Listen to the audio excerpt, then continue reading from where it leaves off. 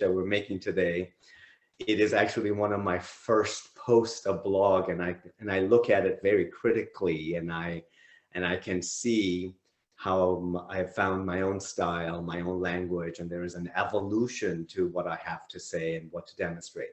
But to ultimately, I think of blog, what's the purpose of a blog? What's the purpose of a recipe? These days, there are abundance of cookbooks, Persian cookbooks, brilliant, amazing ones.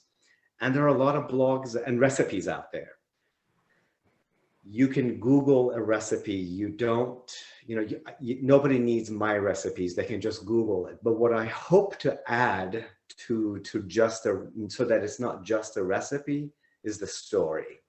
And so I'm really, okay, I'll say it. I'm good at telling a story.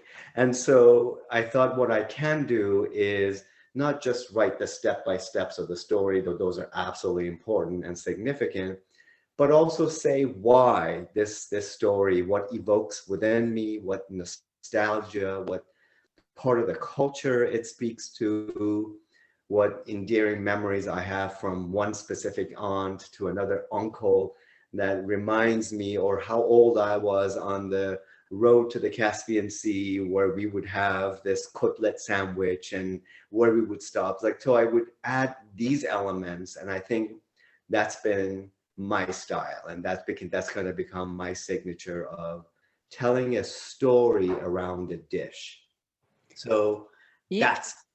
You said it absolutely right. Yes, there's a ton of stuff out there on Google, but people stay away from them because they're inaccurate, they're wrong, and there's so many bad versions out there.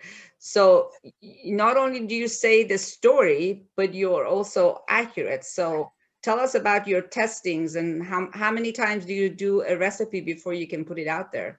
Yeah, so, I don't do multitude of testing. I think once or twice.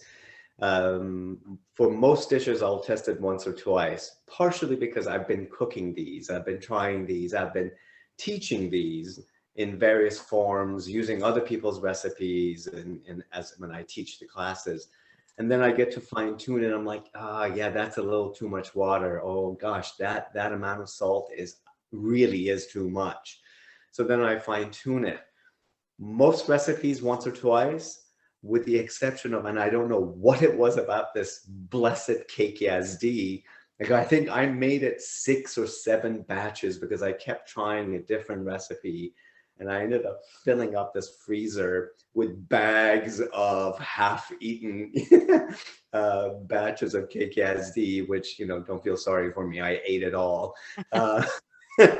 But it was test and trial and error to try to find just the right recipe that felt like that's the closer to the one that I remember, and it has that taste, that feeling that it evokes with me when I was a wee bit old and remember eating it in Tehran. So you are the Caspian chef, but you don't do just northern Iran food. You also do cake yazdi. So that's right. That's right. I speak more confidently, let's say, when I write recipes for the Caspian Sea, specific regions, but also, recently I have, through social media, I've met many new friends, and there's a lovely human that lives in California, and she was like, you ought to try, you really got to make this dish. And it was Belya Mahi, which is a western side of the country, southern western part of the country, which I've never had before. And so I seek her opinion, and then I go into Google and research, and I have some cookbooks that were sent to me from Iran. Like, I look at it, and then I think, okay, what makes sense? What's available here? And that's the other part of cooking outside of Iran. You have to accept it can't be precisely like your ancestors made it for generations. There are herbs that I can't access, much like the dish that we're going to make today. There are certain herbs that I'm not going to be able to access. And so it is okay to do subtle adjustments, to do substitutes to make that dish work. So it inspires me to learn more. I think having written the blog, I think I've got about 105, 106 posts thus far. I'm working on one as we speak.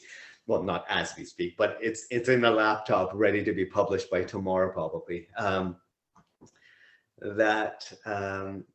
You know, it starts with a lot of thoughts. It's a lot of research, a lot of talking to people and testing and trying, and then calling my mother and asking her, would she do it a certain way? And she would give me thumbs up or thumbs down. And so that's how the blog came about, and it's become a thing of its own these days. Beautiful. You've done a great job. So thank you. Go ahead and start your instruction on how to make. What are we making tonight?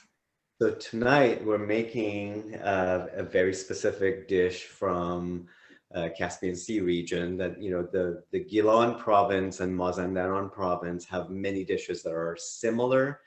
I mean, I'd have to be really honest and say Gilaki cuisine it just stands out.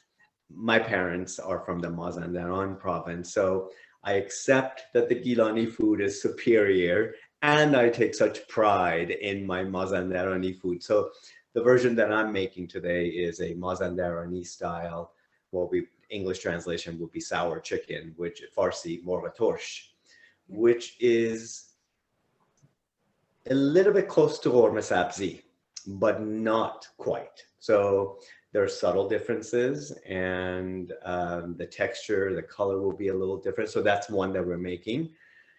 And I don't know about you, I imagine in California, you have access to Persian bread a whole lot easier and better bread than sometimes I can get access to. I have to say, I am often disappointed because the bread we get is a little stale, or just doesn't have the mouth feel, the texture, or the texture is all right, but the flavor isn't there. So I just thought, like, I gotta learn how to make bread, Persian bread. So tonight we're gonna make sangak bread, which is a process, right? Yes. I mean, I had to open up the window because my oven is at 500 degrees with pebbles inside the oven. So we'll get to do this together. It's fun. It's not one that I do regularly because it's process oriented, but boy, does it satisfy the need for homemade sangak bread. I mean, yeah. So that's what we're making tonight. Great. I know we have a few chefs online right now, and they're going to be watching you.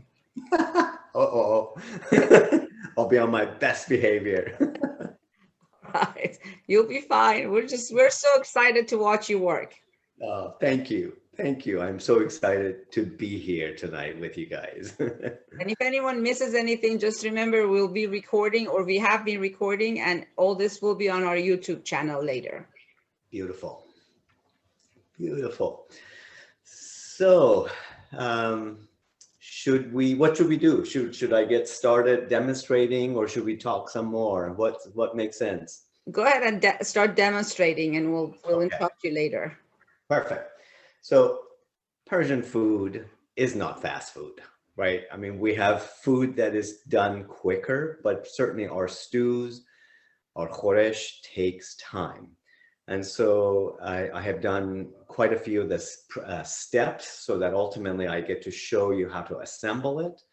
And then it will cook for an hour, hour and a half, far beyond our time together. So long after we've wrapped up, my dinner will be ready. So that's also one very advantage to online cooking, is that I get to eat it all and I don't get to share it with anyone. But nonetheless, so I'm going to tilt the camera down so you'll get to see the table and not so much of me, and that's fine.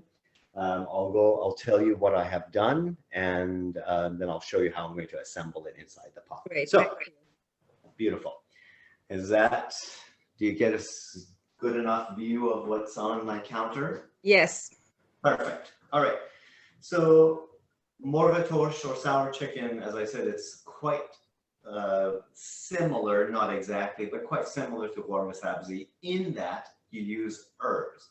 Now, the herbs that I use for morgatosh, you have your parsley, you'll have your cilantro, that are more or less the equal portions. And then to a lesser portion, you'll have fresh mint. Mint, as aromatic as they are, they can get bitter if you add too much into it. So mint is always a lesser amount. And then there is what we have in Iran that we don't always have here, and that is in Farsi, we would call that tare, which is essentially a wild leek. And we don't have tare in the US, but we have something that green nira.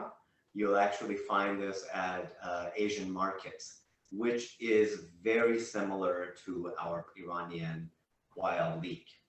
And I love this. We have plenty of beautiful Asian markets nearby, and so I always stop by and get a bunch of these. If you don't have access to the green nira, however, you can just use scallion and green onion. So that's a good substitution. So all of this, of course, got processed in a food processor, and then I sauteed it for about 15 minutes. The key to sauteing here is this isn't hormuz sabzi, so it doesn't need to get as dark as hormuz sabzi needs to get. So there are reasons why we saute the herbs for hormuz sabzi so much, because part of the flavor is because of that, whereas this dish isn't entirely about the flavor of the herbs, because it also has the walnuts and a whole lot of lemon juice or that you would use. So I have sauteed my herbs.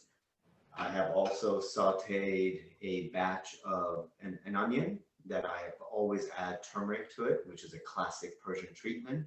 You add a bit of a turmeric to your onion as you saute it. And the same thing to various pieces of chicken that I have not cooked, but seared, and then added some turmeric here to give it the color.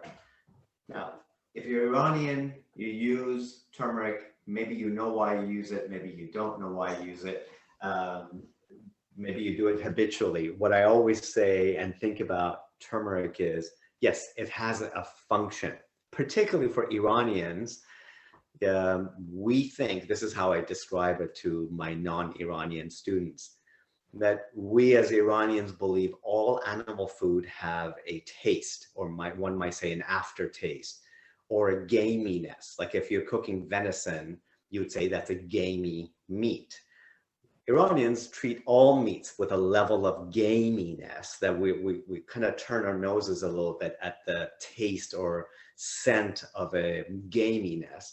So allegedly, apparently, not allegedly, apparently, Iranians' treatment of taking that gaminess is through adding turmeric. So not only we are attached to the color, but also to the function that it serves. So is that gaminess buya zohn that they refer to? Right. That's right. That's right. Buya zoghsho bebare is a reference to take the gaminess out of the meat. Yeah. So that's the weapon of choice to take the gaminess out is turmeric. And you know, I think I will eternally have turmeric stained fingertips at this point, given how much I'm cooking with turmeric. So, and what else I have done is I have put a smaller amount of walnuts into the food processor, and I have made a fine ground. So all I have to do is I'm going to turn the pot on. I'm going to add my onions. I am going to essentially assemble it all. This was done in stages. Now I get to put them back in there. On my recipe, I said add a couple of cups of water to this to kind of hydrate it and cooks in that. I happen to have chicken broth from, I don't know, another dish chicken that I cooked. And so it seems like a waste not to use actually chicken broth. So it actually brings out, since it is a chicken dish, it actually brings out its flavor. Is it traditional? I don't know. I don't know if my mother would necessarily reach to a can of or a box of chicken broth, but since I have it, I'm going to go ahead and use it. So maybe there's a bit of a deviation, but it's just chicken. So here's my big pot that is going to hold everything. I'm going to heat it. I don't need to add any oil to this because everything is already got the oil calculated in there. The onions are already sauteed. I don't like to add food into a cold pan. So I'm going to heat the pan just a little bit and then start assembling it. It needs to cook for about an hour, and that's another component of Persian food. You know, here you may eat a chicken with fork and a knife, where in Iran, that's not how we do things. Like if you, I would imagine, it's been a while, but I imagine if you have to ask for a knife, you're probably insulting the chef that they didn't cook the chicken properly, because as you know, our utensils isn't necessarily fork and a knife, but rather a spoon and a fork. And so the chicken or the beef or the lamb, whatever animal food that you're using, needs to be cooked to such an extent that you can tear it apart with a spoon. So for that reason, chicken needs to cook for a long while. And so one way that we make sure that the chicken doesn't get toughened is that you don't add any salt to this until you've cooked it for at least an hour. Then in the second part of the cooking, then you add your salt and pepper and other ingredients. Where were you 30 years ago when I was trying to learn how to cook? I was trying to learn how to cook myself. Shani John, you know, I really have to confess, like, it truly, even though I have taught classes for as long as I think I have, most of the time I didn't know what I was doing. Like I can read a recipe, I could assemble it, I can stand in front of class and teach it, but the subtleties and the techniques, it finally clicked. Like it finally, through the process of testing, and I take pride in putting a good recipe out there. And I wanted to make sure that what I did matched that my mother would make. So you said it, your mother. I think my mother was the one who finally saved me too. Mothers to the rescue, right? So subtleties and nuances. All right, pan is heated. I'm going to add my onion.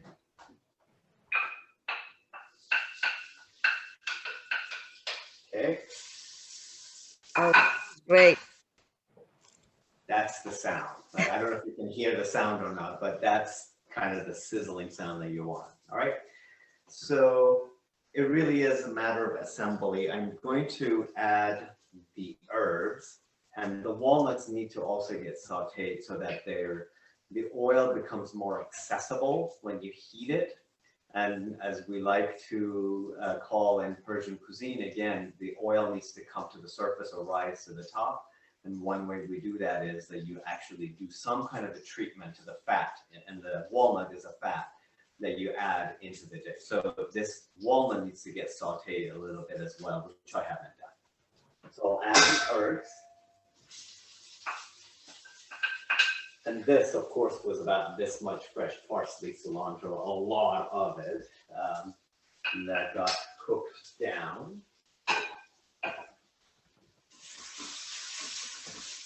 And the one thing you don't get to experience is the scent, and I think that's just not right, because I get to smell it, and you guys get to see from afar even what's happening, but the scent is obviously part of the cooking. I have a question. Being a food from northern Iran, where's the garlic in here? There's no garlic? Doesn't mean every dish will have garlic. You are absolutely spot on that we love garlic, right? I mean, I remember every time we would go to Shamal, to north, it was an excuse to eat as much garlic. And I don't even know if there's any truth to that or not, but it was the justification was, well, in the north, you don't get bad breath, which I think is actually not true. Everybody's eating so much garlic, I think, that you just don't necessarily mind it or experience it in the way that you perhaps would have in Tehran. So though we use a lot of garlic, not every dish will have garlic. Okay, that's the first. Yeah, I mean, I love garlic, and I will look for an excuse to use garlic. And often I realize there are crutches that I have sometimes. There are times where I make sure that I don't just lean on garlic for all the flavors to come out, but rather the flavor of the ingredients emerging. And that's another thing I learned throughout the years. Like I remember teaching Persian classes, like, oh yeah, cinnamon, cumin, coriander, lots of it, because that's Persian food. We got spices. And it tasted good, but it wasn't Persian food. So the more I learned to cook with salt, pepper, turmeric, and really use the technique, and then bring out the flavor of good ingredients, the more I realize how much of a better cook I have become when I don't just dump a bunch of Advia spice mixtures into the dishes. Some require it, some need it. Often salt, pepper, turmeric is really the kind of the basic standard spices that we might use. Okay. Yeah. So give the walnuts a quick toss so that they too get warmed up and cozied up.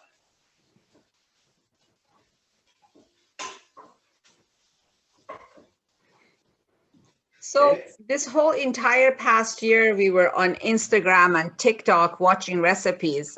Is that something that you started doing last year too, or? I started Instagram, I think it was like 2.5 years ago. Oh, I should be on Instagram, I thought, right? Because everybody's on Instagram. And so I got on Instagram. Of course, then it's like, what is going to be my name? I actually, there's a story behind that I was just like, oh, what am I going to be? I know, I'll be the Persian chef. Not terribly creative, mind you. And wouldn't you know it, Persian chef was taken, which, then that led me to actually have to get more creative. And then when I thought of the Caspian Chef, that was it. That was it, because it was everything that I am trying to do.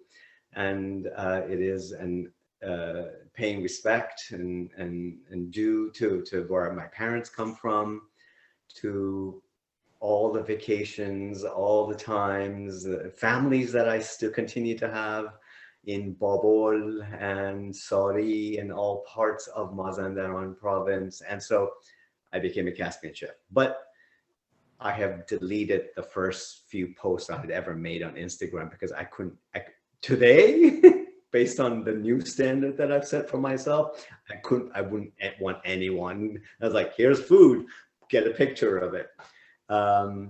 Now, again, as with the blog, I find my style. I'm not a natural photographer. I use my phone to take pictures, and I don't have any photography background or skills. And so I'm like looking at pictures, looking at angles, looking at how they design. Is this too full, too empty, too busy, too bright, too dark?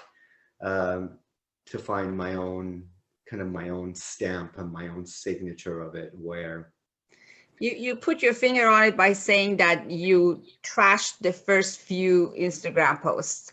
I think Right. that's something that as business owners we have to do. We have to go back and look at our website or our social media site and delete things that are going to make us look bad.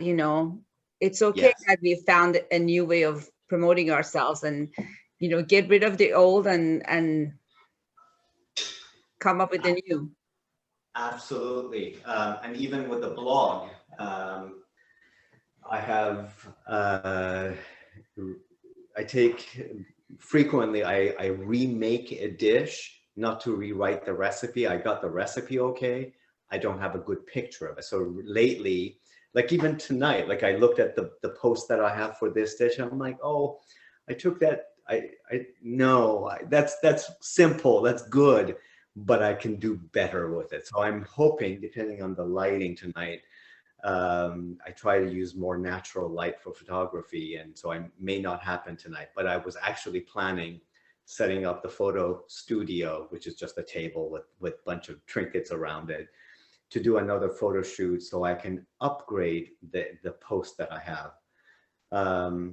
I've read some of my original blog posts, and I thought, yeah, that clearly is not to my standard today. So I will add more or accept that I can just, I don't delete them, I make them private. So nobody else gets to see it, but I know that it was there. That's excellent. Excellent Yes. work as far as that's concerned. And I have to tell you, Persian food is really hard to dish. Nothing really looks that appetizing when you look at it from above. Some of the stews, right? Particularly like the darker one. Let me put the chicken in and then I'll tell you how many times I made fesenjoon to try to take a good picture out of it. That one took a while. So to your credit, I saw a picture of dolme barg, or the grape leaves. And I've seen so many pictures in the past where they pile up all this dolmes on one plate, and you had done something different, which I appreciate, was like maybe 4 pieces of dolme in a plate. And I thought, okay, that's what good photography does, when you separate that food and, you know, stage it better, basically.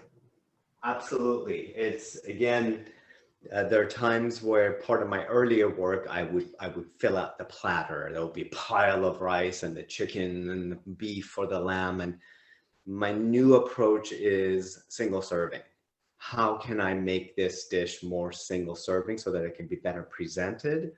You know, the whole concept about blog and Instagram, I have to ask myself all the time, who am I writing this blog for? Who am I putting these pictures for? Who is my audience? I know it's always split. It sometimes creates an echo chamber of Iranians, bah, bah, bah, cha, cha. You know, we praise each other and it's brilliant and it's heartwarming and it's wonderful. But I'm not selling Persian food to Iranians.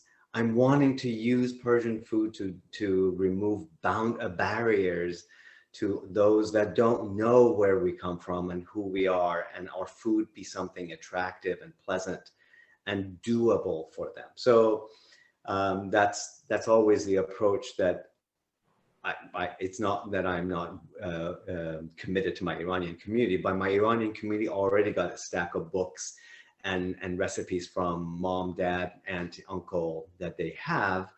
I'm targeting more to the non-Iranians who could really taste the food and say, wow, I've never had anything. Like the idea of, when I teach this class, the idea of sauteing the herb, people's mind just blows. Like, what? You're gonna do what?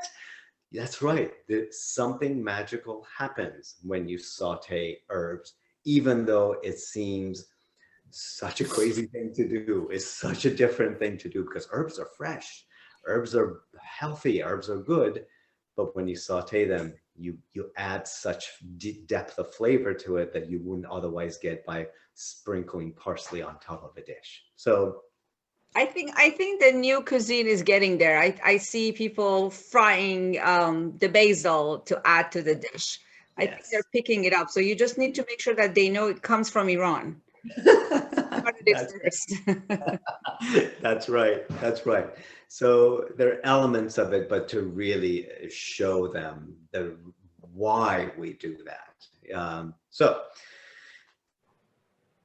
You know, certainly when it's with the herbs or even vegetables, sometimes the focus is, well, isn't it unhealthy? Aren't you killing the nutrients? If you read my, I invite you to look up my ghormeh sabzi recipe on the blog, and I go on some detail about the contradictions, which really just says much about Iran. All the contradictions we experience, like sometimes in Persian food, we sacrifice healthy for flavor. We sacrifice healthy for a texture or a color. So yeah, you can absolutely have a bright green ghormeh sabzi, but try to serve that to an Iranian. Right?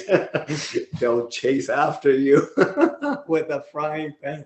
So yes, you can have a healthy version of warma sabzi, but that's not warma sabzi, right? So I invite you to read that blog because I think it really talks about the contradictions, the forces that we're caught in the middle of health, unhealthy, color, texture, flavor, and that's what makes your blogs and your website so different. The fact that you bring all this out. So we've all heard it from family and friends, how, when you fry the herbs, you're killing all the nutrients. Right. But let's talk about it. Let's put it out there and let's say this is the reason, because we want to bring out the flavors. And you do that in your blog and you do that with your recipes. So I really appreciate that. Brilliant. Thank you. So important. It's important to talk about it. Absolutely. So the chicken and everything is in the pot. I'm going to add some chicken broth or water, whatever you have. And we know it is a curse, practically, to serve a Persian stew that is runny. Like, that is not acceptable. So sometimes the way I describe it to the students is, okay, you have a pile of rice, you have a pile of stew.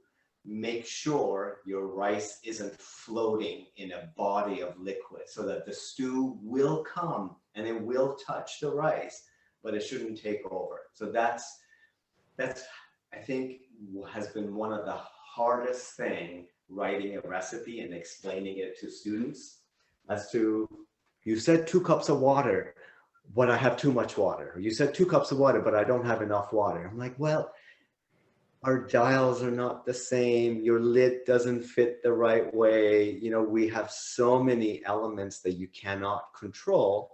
So a better way to learn to cook Persian food is to know what it's supposed to look like.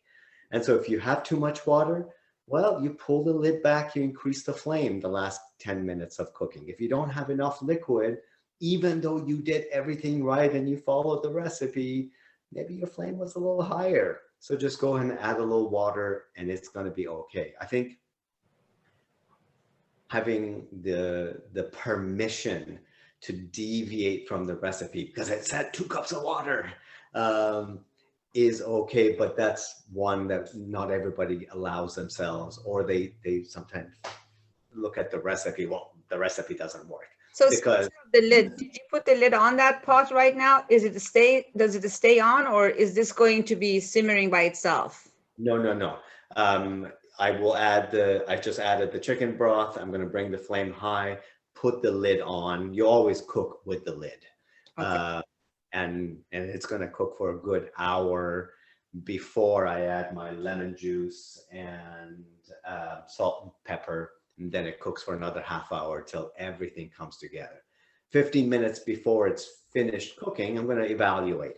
Does it need more liquid? Is it too watery, too liquid, too much liquid in there? And then I'll adjust accordingly so that by the time it is served and I have rice and I have stew, the stew isn't drowning the rice. So that's one visual that I think sometimes people can remember versus what is it supposed to look like?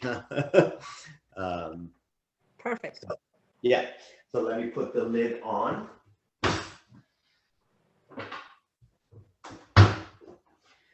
Before I do, I want to give you a quick look to what this pot is looking like. Yeah, for sure. And there we are. So there's the chicken floating with this luscious green herbs. Nothing is cooked. So what I'm going to do is push the chicken down a little bit and put the lid on and cook it for an hour. Okay, so the liquid covers the chicken eventually. Yes. You have to remember, chicken holds moisture, and that's the piece. People don't always remember. Chicken, as it cooks, it gives back some of its own juices into the broth. So what you start with isn't always the right amount. You cook it, and then you'll evaluate it an hour, half into this. Okay. So we'll just have to make an arrangement so you can come out to California and cook for us in person. I would love to. I would love one. I um, I think we should just work on that. Maybe we can have an Irvine Grill cooking party with Chef Omid. oh, that would be brilliant. I mean, cooking is to be shared, right? The whole purpose of all of the crazy things that I'm doing is about sharing, except we're now sharing a little differently. But hopefully as time gets better and hopefully more people choose to get vaccinated and there'll be more normalcy back in our lives and feeling more comfortable even hopping on the plane to travel. So I it's weird because Seattle and LA, isn't that far apart, but I haven't been to Los Angeles in about 25 All right, years. you're coming in. I You're coming down here soon. While you're getting ready for your next recipe, if anyone has any questions, please raise your hand or just write in the chat box and I will ask Omid the question. But Omid, you may want to move on to the next recipe if, yeah, Ne because, zaman nasıl aldırı? oh, befalmayın. Okay, come on, English, please. Yes. Okay. You have chicken. You have chicken breast and you cook Thighs and legs. on this. Okay. Then you're cooking. There is enough water. Why you use extra chicken broth? What is why? The chicken and the herbs don't have enough water, enough juice to cook for an hour and a half. So you start with an amount of water or chicken broth so that it can actually, the chicken could actually submerge into the liquid and so that it become tender. You do need some liquid. You can't cook a stew, a braise without any liquid.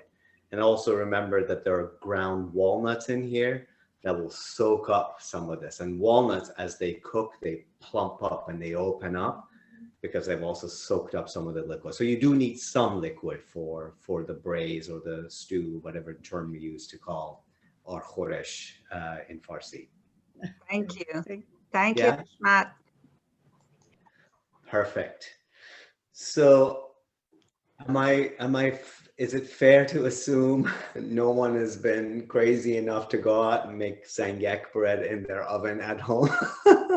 I did look at that recipe and I really wanted to kind of try it and compare notes with you, but too time consuming. And you're right, it's California and we have all sorts of breads, so. Right, why would you bake it? So this is essentially a 2-day overnight process. Think of it as like it is a sourdough. So khamir tosh, the sourdough is the starter, which in the time of pandemic, I'll tell you a quick little story. Me and gajillion other people decided to bake sourdough breads during this pandemic. And they tell you to name your sourdough because it's like a child, like you have to take it out and feed it and sing to it and entertain it and cross your fingers that you're not killing it and so you know how to use it. They tell you to name it so that it survives your humanity. I started my own sourdough starter, which is essentially some water, some flour, and a piece of fruit that essentially sits on the counter for a week and then it starts bubbling and it turns into a sourdough starter. I used a piece of pear in that process to create my sourdough. So our sourdough starter lovingly in this house is called golabi. So every time I am making sourdough bread, which is weekly, I take golabi out of the refrigerator and I feed it and I sing to it and I praise it and it rewards me. So the sangak that we're making today is part of golabi, that is the sourdough starter. So essentially you mix flour and water, a little bit of salt, a little bit of sugar, a little bit of oil with the sourdough starter.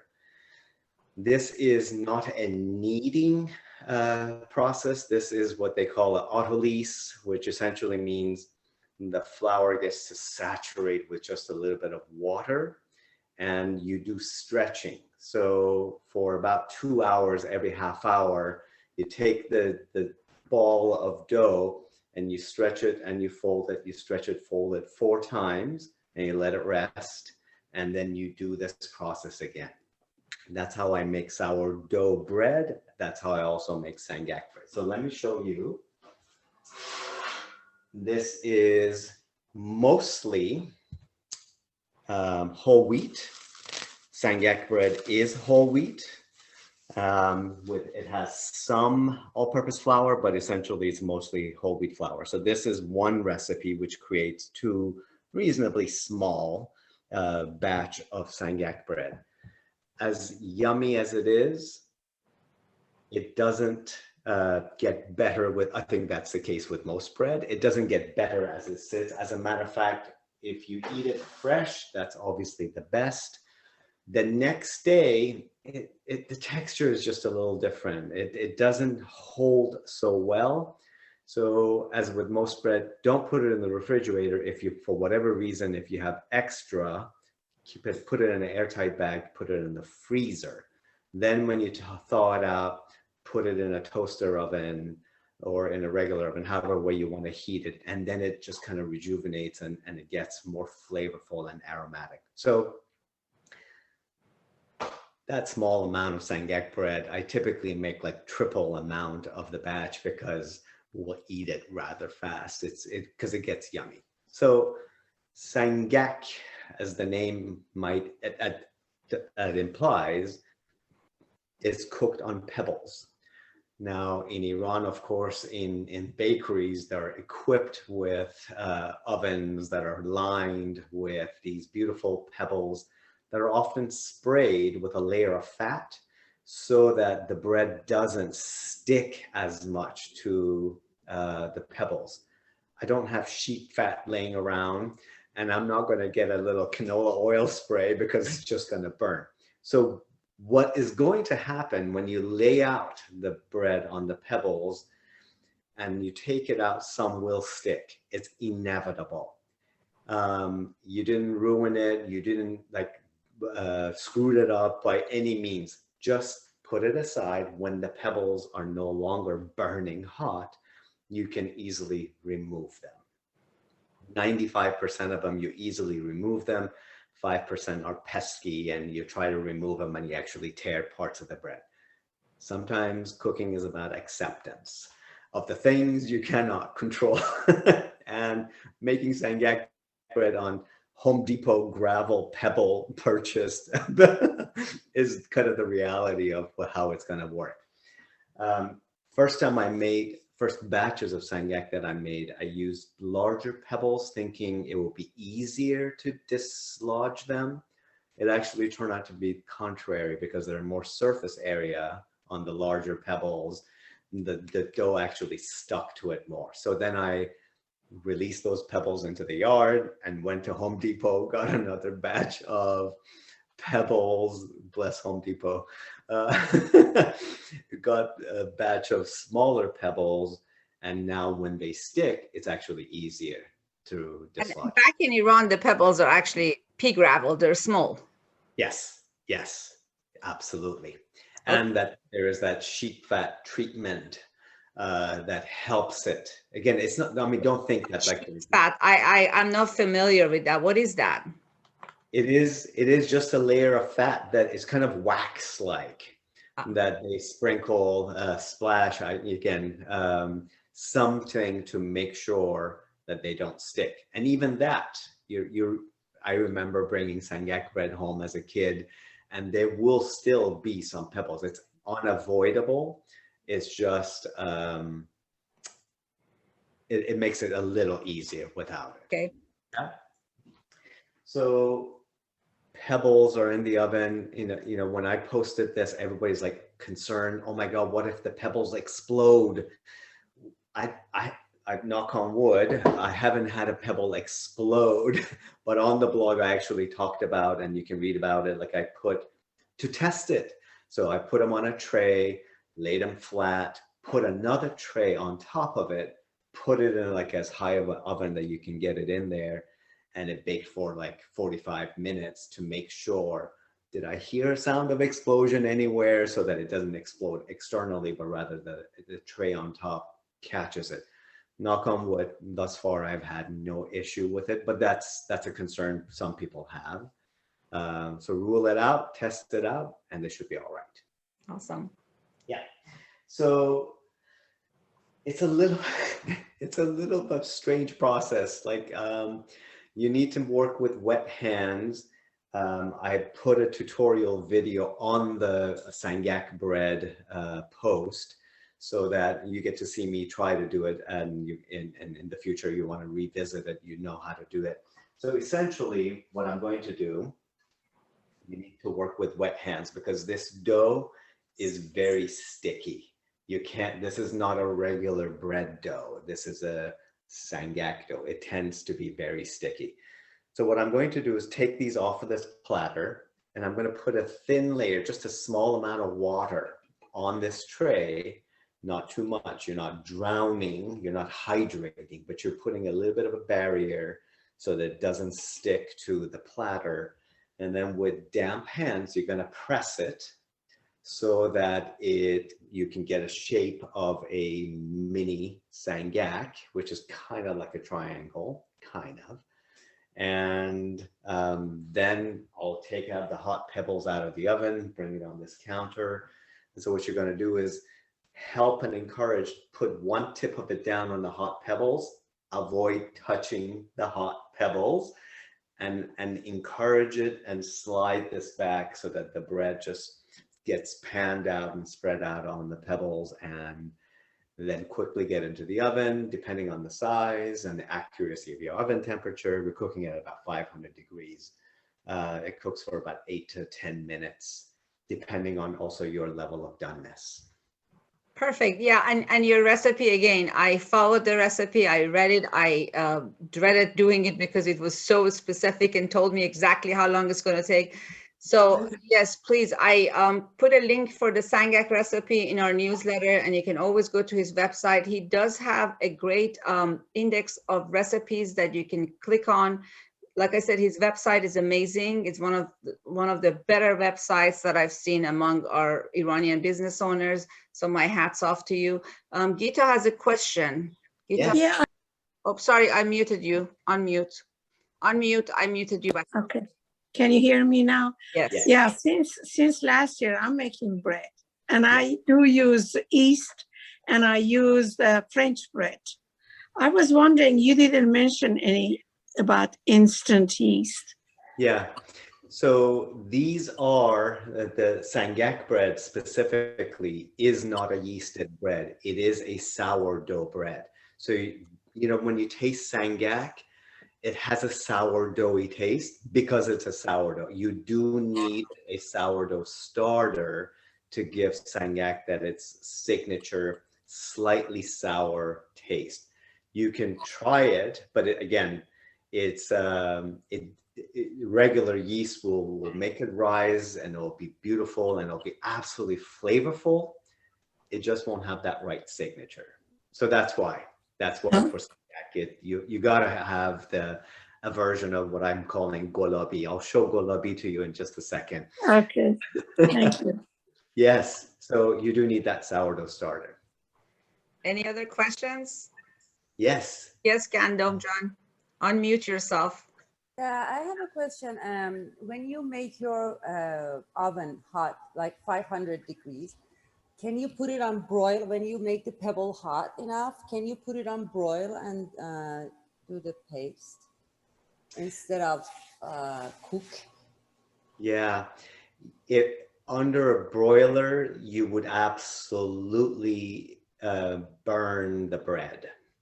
So the heat needs to come all around, not from the top. Because if you put it on the broiler, you can get it charred rather quickly and it won't actually cook the bread. So the question was to heat the pebbles. Can we put it on the broiler? Yeah, after you heat your oven to 500 degree and you let it be hot for 15 minutes, because I think this is what I do. You can put the pebble in the middle of your oven, and you can make it hot to 500 degree, and then use the broil, and then flip the bread.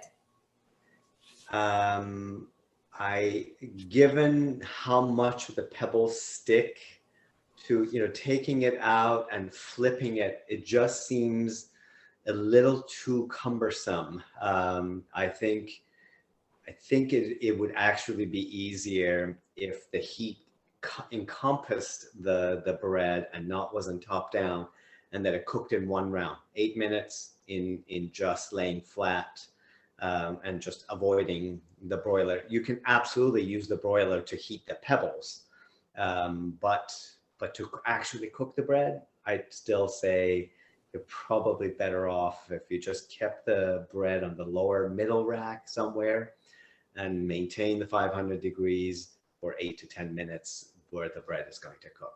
So other way is better to put the pebbles and use the broiler and make it hot, and then use the cook. Yes, you can do better, that. I think. Yes. Okay. You can do that. Mhm. Yeah, Okay, thank you. you can do that. And we have a group of testers in our organization. So if anyone wants to try the Sangak recipes, please let us know, and we'll send our group of testers to your home. Yes, yes. Sangak is not like a fussy sourdough bread. So the length of time that the oven needs to be heated isn't as crucial. Like when I'm making sourdough bread, like a loaf of sourdough bread, I'm heating that oven for 45 minutes before I even do anything, because it needs to be really hot. But with Sangak, yes, I think if you just got the broiler, really gave it a good zesty heat for, let's say, 10 minutes, then lower the rack and bake it at 500 degrees till your bread's done. Yeah. You see, there isn't one way to cook. And that's the piece that I often have to remind people. Like your mother, your aunt, your uncle, we're so attached sometimes to doing it a certain way. And people get passionate about, like, how dare you sometimes you use a slightly different level of herb or amount or something. And that's great. If food and cooking evokes that kind of a passion in people, I say bring it.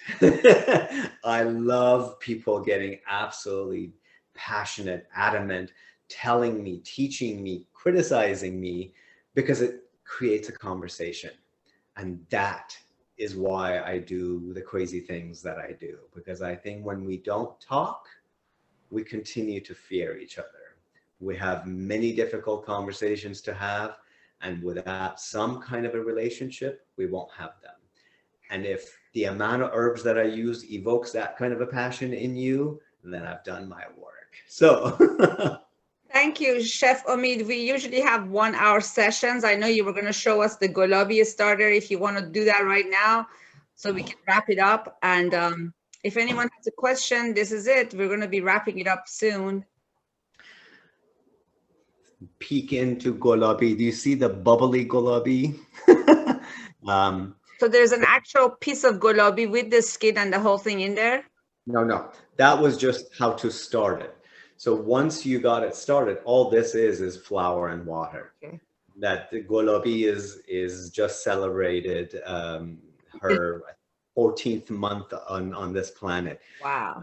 So that's my sourdough starter. Let me quickly also, if we have the time. Yeah, sure. I'll try to I'll show you the pebbles, and I'll try to spread out the. Okay, go ahead. Sure. Sorry, I thought you were just going to tell us about it.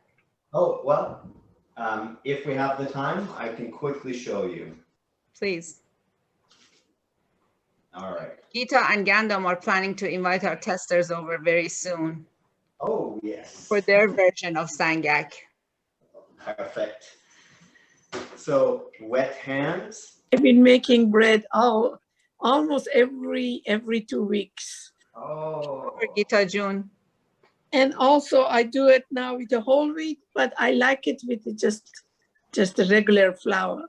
Yes, I'm always a big advocate for whole food, not too much processed food. So now that my hands are wet, they're not sticking as much. And so the plate is also nicely dampened, so you can see it slides, and that's exactly what I wanted to do.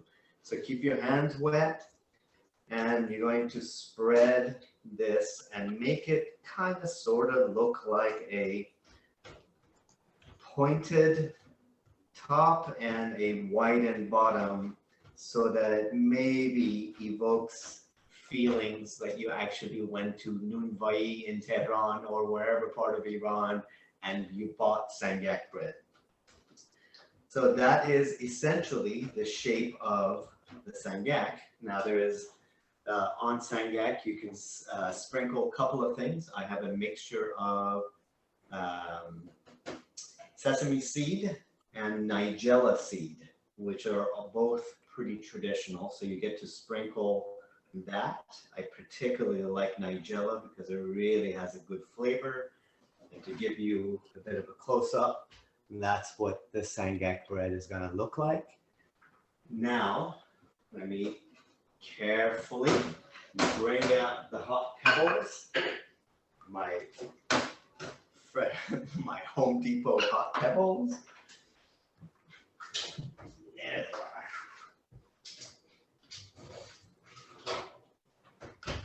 There it is. Hot and heavy. So what you're now going to do is lift this up, see if you can make sure it's loose enough so that once you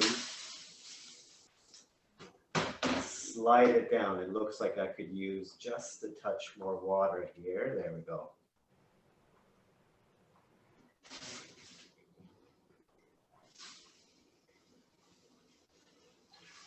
Rob, That's it. That is it. Now quickly get it into the oven, and this will cook for 8 to 10 minutes.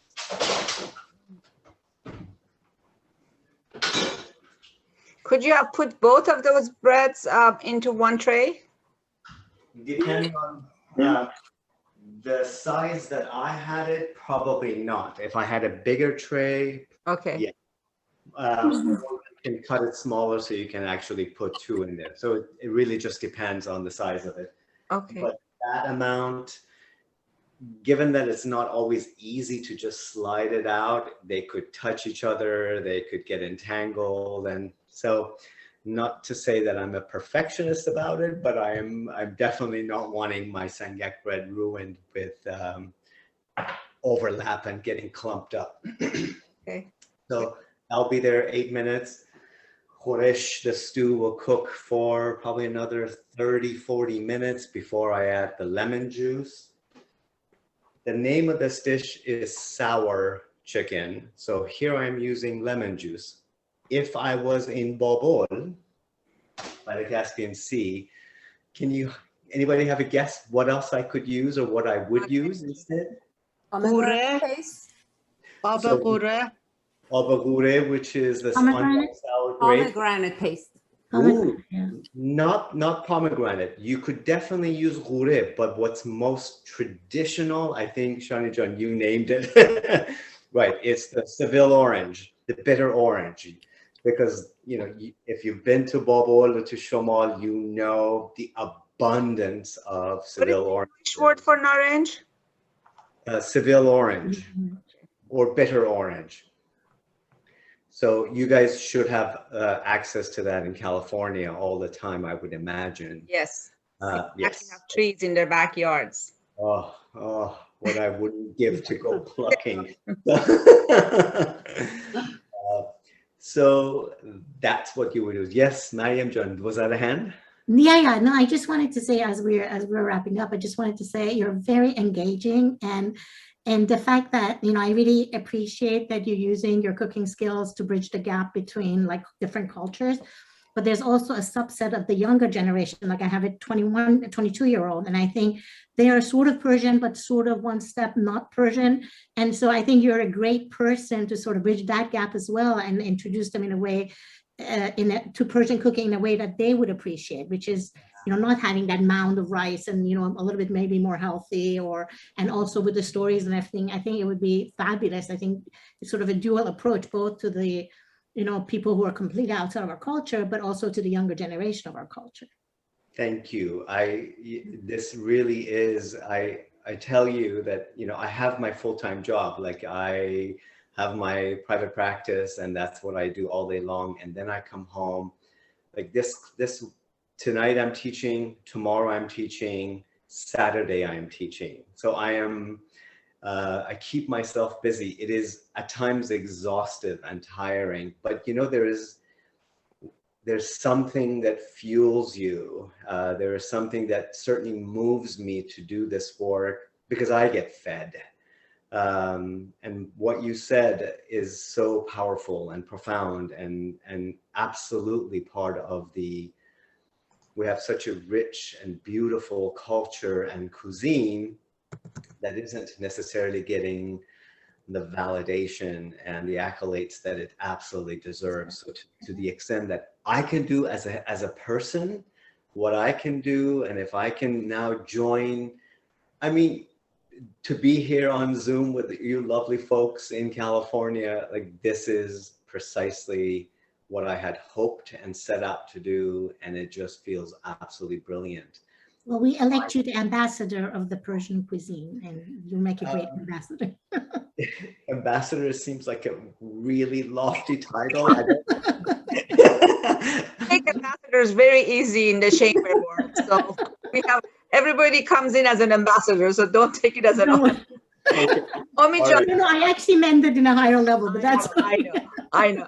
But on the notes here, Edward wants to know if you have a YouTube channel, what is it?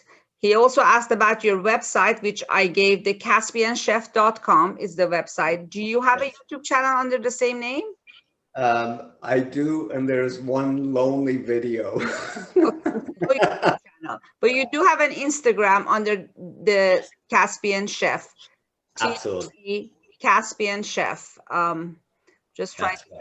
Shireen says that you were awesome. Abby says, well, Shireen says Caspian Chef is amazing. He explained everything so well. I love the presentation. And Abby said, awesome presentation, interesting and fun. Thank you. So everybody, thank you for joining. I have a question. I have a question. Yes. Yes. Hi, Omid-John. I have a question. I'm a vegetarian. So do you have any recipe for vegetarian? Absolutely. And so you know, I was a vegan and a vegetarian for about 20 years. So I know my way around Persian food. You know, if I say I use tofu, people roll their eyes and they give me the dagger eyes, but you know, I adapt and I adjust. So I rely on other protein sources that isn't always meat.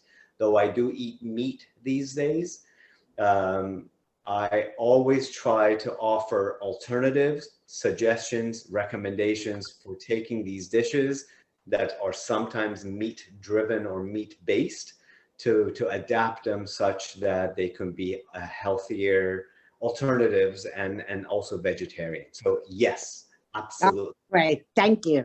I have a very soft spot for vegetarians and vegans because, well, I'm a card carrying, a bit expired, but I'm a card carrier. Thank you. Again for joining our Zoom tonight. Thank you for your time, your recipes, and again, the Caspian Chef. Go check out his website, check out his recipes, and let us know how you like it. And hopefully he'll be our guest at in-person presentation one of these days soon. I look forward. This presentation, thank you. It was amazing. Thank you. Well done. Thank you. Praise him. Thank you so much. We enjoyed it. Thank you very much. Thank you. Thank you. Thank you. Thank you. Thank you. Thank you. Check on the bread. We'll see you all May 26th in person, Irvine Grill, our first in-person mixer. Thank you, everyone. Good night. Bye. Bye.